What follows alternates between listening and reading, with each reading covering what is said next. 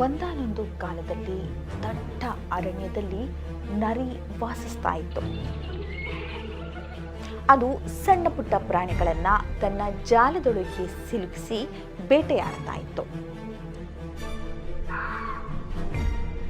ಅದು ಸಕ್ಕರೆ ತರ ಎಷ್ಟೊಂದು ಸಿಹಿ ಸಿಹಿ ಮಾತಾಡ್ತಾ ಇತ್ತು ಅಂದ್ರೆ ಆ ಕಾಡಿನ ಮುಗ್ಧ ಪ್ರಾಣಿಗಳು ನರಿ ಮಾತಿಗೆ ಮರುಳಾಗಿ ಬಂದು ನರಿಯ ಶಿಕಾರಿಯಾಗಿ ಬಿಡ್ತಾ ಇತ್ತು. ಮಕ್ಕಳೇ, ಒಂದು ದಿನ ಈ ಗುಳ್ಳೆ ನರಿ ಶಿಕಾರಿ ಹುಡುಕ್ತಾ ಕಾಡಲ್ಲಿ ಅಲಿತಾ ಇತ್ತು.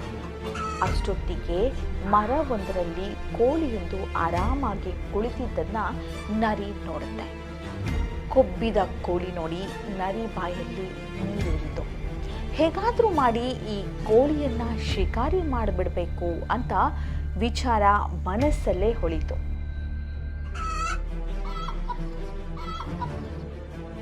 ಆದರೆ ಕೋಳಿ ಎತ್ತರದ ಮರದ ಟೊಂಗೆಯಲ್ಲಿತ್ತು. ಅಷ್ಟೆತ್ತರದ ಟೊಂಗೆ ಹತ್ತೋದು ನರಿಗೆ ಅಸಾಧ್ಯವಾದ ಮಾತಾಗಿತ್ತು. ಹೇಗಾದರೂ ಬಣ್ಣದ ಮಾತಾಡಿ ಕೋಳಿಯನ್ನ ಕೆಳಗೆ ಬರೋ ಹಾಗೆ ಮಾಡಬೇಕು ಅಂತ ಮನಸ್ಸಲ್ಲೇ ಅಂದ್ಕೊಳ್ತು. ಕೋಳಿ ಕುಳಿತಿದ್ದ ಮರದ ಹತ್ತಿರ ಬಂದ ಗುಳ್ಳೆ ನರಿ